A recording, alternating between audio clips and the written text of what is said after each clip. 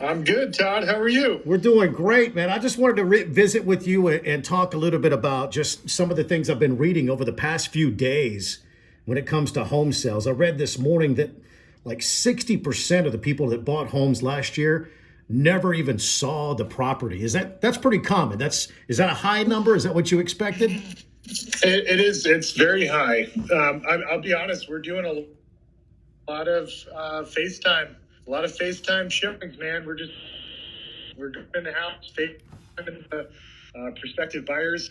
We also use it's a 3D scanner. It's a piece of hardware made by a company called Rico, and it does a 3D scan of the house. And literally, you can put on those 3D goggles by Oculus, and you can do a 3D walkthrough of the house.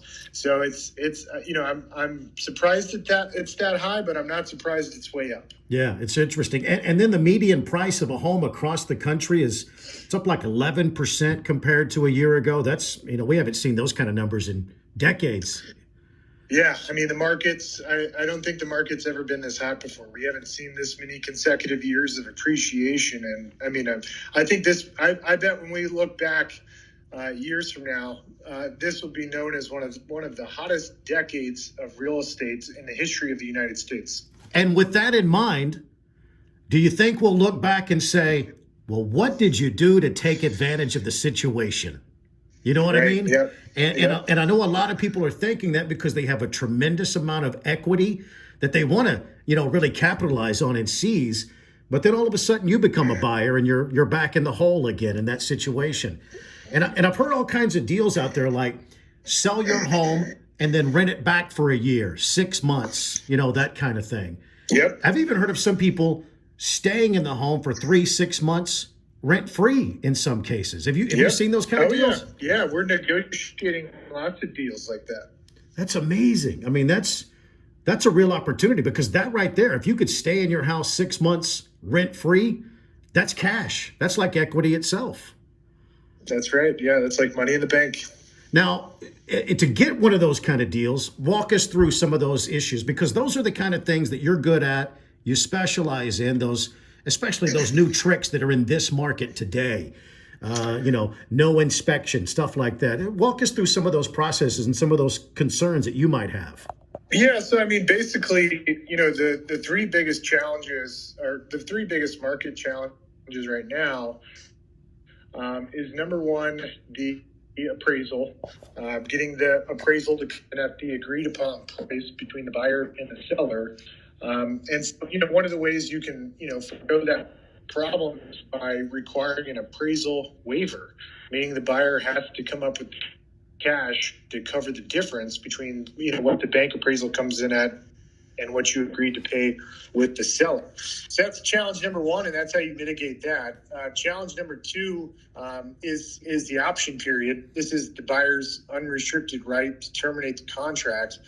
And so that's where, it's important to make sure as a seller, you mitigate the risk that typically busts deals during the option period.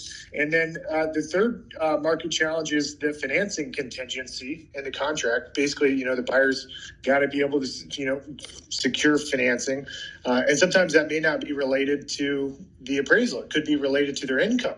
Perhaps they're spending a little outside of their how much they can actually afford. There's ways to mitigate that as well, ensuring, for example, the buyer has gone through a full-blown pre-approval, getting their credit run. The bank has actually set eyes on their bank statements. A lot of people. Right. We lost your connection there, Chris. Yeah, your connection broke up there towards the end. Talk to me for a minute about some of the pitfalls. We've heard of some scams out there too. Some people thinking that they sold their home, but they really didn't. Have you heard of some scams out there like that? Well, I mean, the biggest scam going on in the industry is cyber. I guess the technical term is social engineering.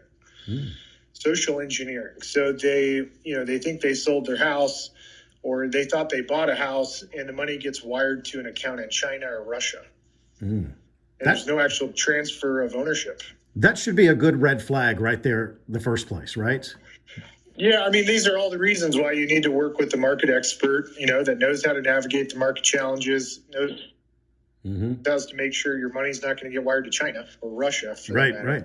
Let me ask you this, because is there a shortage of homes? I mean, that's the obvious thing, right? We just have so many buyers, not enough homes on the ground. That's right. Could the industry ramp up more production? Yeah, so I mean, every builder in town is working really hard on taking down more lots, and is going full steam ahead, starting new construction homes all over the greater Austin area and the outlying areas. So I do expect supply to catch up to the demand. So my opinion on pricing is I think we're really close to a plateau from a pricing perspective. And because we have so much job growth in Austin, I don't expect pricing to keep going up even with that job growth, but I do expect pricing to stay stagnant. And I believe in other parts of the country where they don't have that kind of job growth, as the supply picks up with Right. where we might see a decline. Interesting. So continue climbing a little bit and then kind of leveling off and kind of staying there for a while.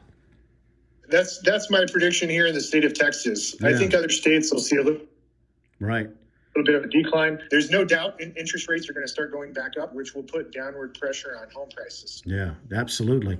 What are people missing? What do you want people to know as they think about getting into the market to sell their home or buy a home? What do you want your clients to know as part of this process? Because on the outside, it feels like this is a very fast process. Be packed, be ready to go. Yeah, I mean, it is. I think the most important thing for consumers to know is not all real estate agents are equal. There's a lot of people that have gotten into the industry in the last couple of years, and they don't have the experience or expertise to navigate a lot of these issues. We take over a lot of listings where, the seller had their house under contract for way over asking, but then the deal busted because, the agent, for example, didn't take into consideration appraisal waivers and getting the option period, foregone. And, you asked me earlier, how do you get deals where you get like a 3 to 6 month free lease back? I mean, that's all part of the process. Whenever you get a bunch of offers in, is communicating with the brokers and telling them, if your client wants a great shot at winning this house, here are the terms. We want to see, the highest price. We want 6 months of free rent for them so they can have time to find their next home. And, we want you to waive the appraisal. We want you to waive the option period, waive the financing contingency. Like, these are all the things, you've got to do when you're communicating with the buyer's agent. And, also speaking to the loan officer at the bank. Did he go through the full pre-approval process, or is it just all verbal? And probably over 50% of the offers we get only have a pre-qualification letter, and we have to let the agent know, like, look, I'm not going to take some document that they made up in a matter of 5 minutes. Like, we need a full approval of your buyer to know they're not going to have any issues getting a loan. That's interesting, because there was a story in the news locally where a person, a family bought a home, they had a pre-approval, and then when it came down to it, a couple of months before closing, the home builder said, well, we don't have anything from the bank yet. What's going on? And they ended up not being able to buy the home. That was just one local story. It's pretty amazing, pretty interesting, kind of scary for some folks.